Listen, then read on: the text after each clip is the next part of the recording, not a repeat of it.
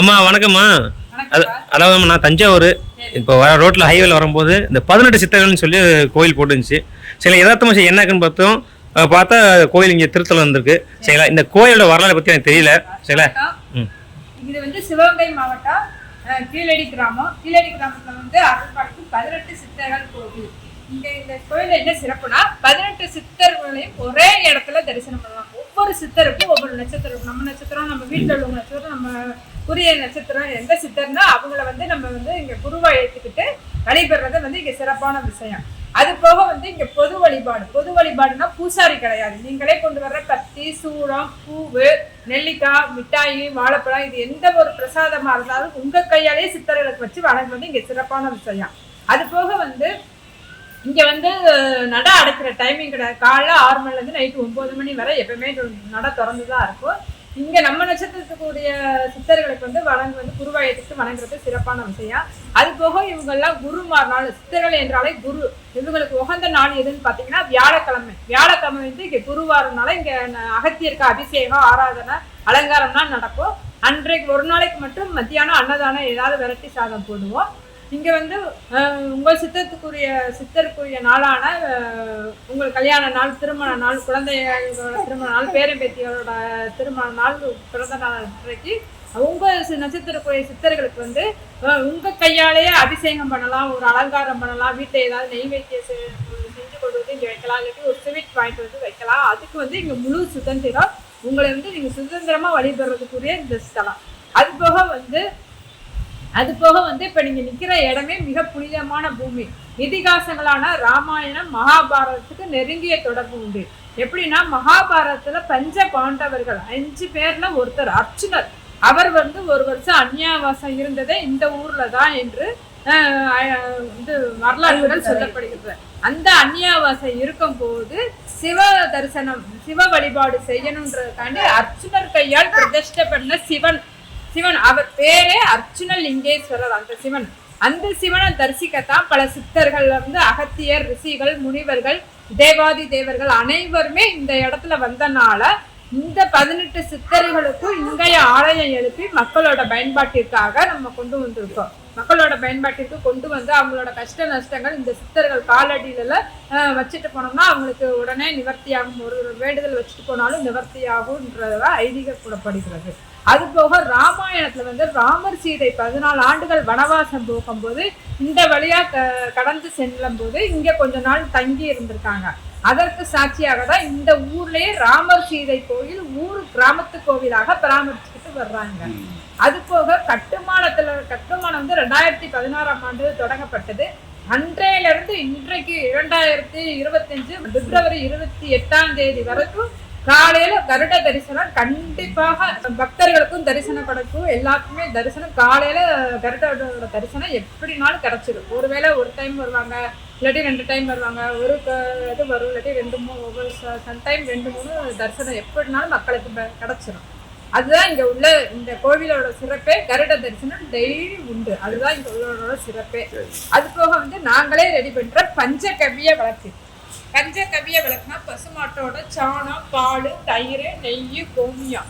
இந்த விளக்கு வந்து சித்தர்கள் விளக்கு என்று கூறுவார்கள். இன்னொரு காலத்துல வந்து சித்தர்கள் வந்து தவம் இருக்கும் போது இந்த விளக்கை வந்து அணையா விளக்கா பொருத்தி தன்னோட சீடர்களை பாதுகாக்க சொல்லுவாங்க. இப்ப உள்ள நடைமுறையில நாங்க வந்து விளக்கு ரூபமா கொடுத்து இந்த விளக்கு வந்து இங்க நம்மளுக்குரிய நட்சத்திரம் எந்த சித்தரோ அந்த சித்தருக்கும் ஏற்றி நம்மளோட வேண்டுதல், தேவைகள், கோரிக்கைகளை ஏற்றி வச்சு ஒரு 10 நிமிஷம் உட்காந்து தியானம் பண்ணிட்டு நம்ம போகலாம். இது போக வீட்டுக்கும் வாங்கிட்டு போய் வெள்ளி, செவ்வாய், பௌர்ணமி, பிரதோஷம், அமாவாசை நாட்கள்ல ஏற்றி வழிபடுவது ரொம்ப சிறப்பான விஷயம். இந்த ஒரு விளக்கு பொறுத்துறது வந்து ஒரு யாகம் செஞ்சதுக்கு சமம்.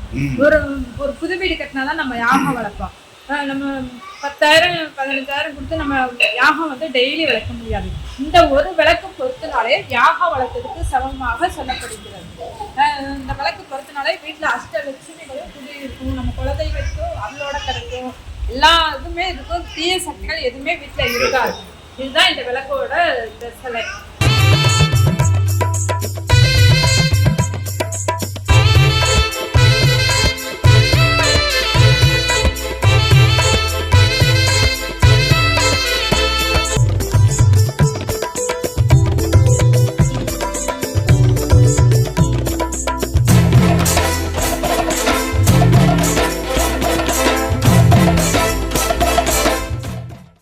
ஆனால் இப்போ இந்த 18 சித்தர்கள் திருக்கோயில் இருக்குல்ல, இந்த 18 சித்தர்கள் திருக்கோயிலுக்கு வந்து நம்ம எப்படி வரணும், இது எந்த இடத்துல இருக்குது? மதுரையில் இருந்து 12 கிலோமீட்டர் தொலைவில் விறகுனூர் ரிங் ரோடை தாண்டி 6 கிலோமீட்டர் கீழடி அருங்காட்சியகம் பொருதி உள்ள ஊரில் உள்ளது 18 சித்தர் கோயில். சரிங்க சரி. இதுக்கு வந்து சிறப்பு வழிபாடு என்னென்னா வியாழக்கிழமை தோறும் சித்தர்களில் உகந்த நாள், வியாழக்கிழமை உகந்த நாள் அன்னைக்கு தான் விசேஷமாக இருக்கும். மிச்ச நாள் என்றைக்கு நாள் வரலாம். சரிங்க. காலையில் 6 மணிலேருந்து சாயந்தரம் 9 மணி வரைக்கும் நட திறந்துருக்கும். சரிங்க. அவங்க அதனால் 6 பூசாரி கிடையாது, எதுவும் கிடையாது. சரிங்க. 6 கிடையாது. நம்ம வீட்டிலேருந்து எதுவும் பொருள் அவங்களுக்கு சித்தர்களுக்கு படைச்சி இது செஞ்சு கொண்டு வந்து நம்மளாவே நைவேத்தியம் பண்ணி நம்மளாவே வச்சு சாமி கும்பிட்டுக்கிறலாம். சரிங்க சரி. இதே இந்த கோயிலோட சிறப்பு. ஆமாம். அந்த விளக்கம் மாதிரி தராங்களா? ஏன்னா அது வந்து பஞ்சகாவிய விளக்கு. சரிங்க. 5 இது பசுமாட்டு சாணத்தில் பஞ்சகாவியங்கள் கலந்த விளக்கை வந்து நம்ம பேருக்கு உள்ள சித்தருக்கு, நம்ம ராசி உள்ள சித்தருக்கு அவருக்கு வந்து பஞ்சகாவிய விளக்குல நைவேத்தியம் இது விளக்கு போடலாம். சரிங்க சரி. இங்கேயே எல்லாமே சிறப்பாக கிடைக்குது. சரி சரி. அது இங்கேயே தயார் பண்ணி கொடுக்குறாங்க. சரிங்க. இதை வாங்கி நீங்கள் வந்து உங்களுடைய ராசிக்கு எந்த சித்தர் பிடிச்சிருக்கோ அந்த ராசி சித்தருக்கு வந்து நம்ம பஞ்சகாவிய விளக்குல விளக்கு போட்டுக்கலாம். சரி. அப்புறம் இன்னொரு விஷயம், இப்போ மதுரையிலேருந்து வராங்கல்ல, இப்போ வெளியிலேருந்து வராங்க, பஸ்ஸில் வராங்க, மதுரையிலேருந்து பஸ்ஸில் வராங்க. இப்போ இந்த இடத்துல காரில் நீங்கள் சொல்கிறவங்க காரில் வரவங்களுக்கு அட்ரஸ் தெரியும், பஸ்ஸில் அவங்களுக்கு எப்படி வரணும்? மதுரையிலேருந்து பெரியார் பஸ் ஸ்டாண்ட்லேருந்து 15 சீரியல் உள்ள வண்டி பூராமே 15A, 15B, 15C, 15D. சரிங்க. அந்த வண்டியில் வந்தோம்னா நம்ம ஊர் கோயிலை விட்டு தாண்டி தான் அந்த ஊர் மாங்குடி, கொந்தகை, அம்பலத்தடி, இழந்த போகலாம். இந்த ஏரியாவை போகிற வண்டி பூராமே இந்த கீழடியை தாண்டி சித்தர் கோயிலை தாண்டி தான் அடுத்து போகணும். இப்போ இங்கே ஸ்டாப்பு பேர் கீழடி. கீழடி சொன்னால் இங்கே இறக்கி விட்ருவாங்க. சொன்னாலே பஸ் ஸ்டாப்பில் இறக்கி. பஸ் ஸ்டாப் இங்கே இருக்கா தள்ளி இருக்கா? இந்த இருக்கு, ஏற்ற மாதிரி இருக்கு. சரிங்க சரி. 100 மீட்டரில் இருக்கு. 100 மீட்டரில் இருக்கு. ஆமாம். சரி ரைட் ஓகே. போக தேவையில்லை. சரிங்க. 18 சித்தர்களும் பஸ் ஸ்டாப் போட்டு இறங்கணும்னு பார்த்துடலாம். சரி ரைட்டு. அப்புறம் இன்னொரு விஷயம், இப்போ மதுரையிலேருந்து லிங்கேஸ்வரர் கோயில் இருக்கு. சரிங்க. அதுக்கு அருகாமையில தான் 18 சித்தர். சரிங்க. இப்போ மாட்டுத்தாவணிலேருந்து வர்ற மாதிரி இங்கேருந்தா எப்படி வருது? மாட்டுத்தாவணிலேருந்து ராமேஸ்வரம் வண்டி வண்டி வரணும். இங்கே இப்போ இந்த லைனுக்குன்னு மாட்டுத்தாவணி ராமேஸ்வரம் வண்டியில் வரணும். ராமேஸ்வரம் மாட்டுத்தாவணியில் டவுன் பஸ் கிடையாது. வண்டி மானாமரம் டவுன் பஸ் கிடையாது. பெரிய போய் தான் டவுன் பஸ். பெரியார் போய் வரலாம். இல்லை மாட்டுத்தாவணிலேருந்து நேராக டைரெக்டாக பிரைவேட் வண்டியில் ஏறினா எங்களுக்குள்ள இறக்கி விடுவாங்க. ரைட் ஓகேங்க. நன்றி. உங்கள் பேர் என்ன சாமி? என் பேர் ராம்குமார். சரிங்க ரைட். நன்றிங்க.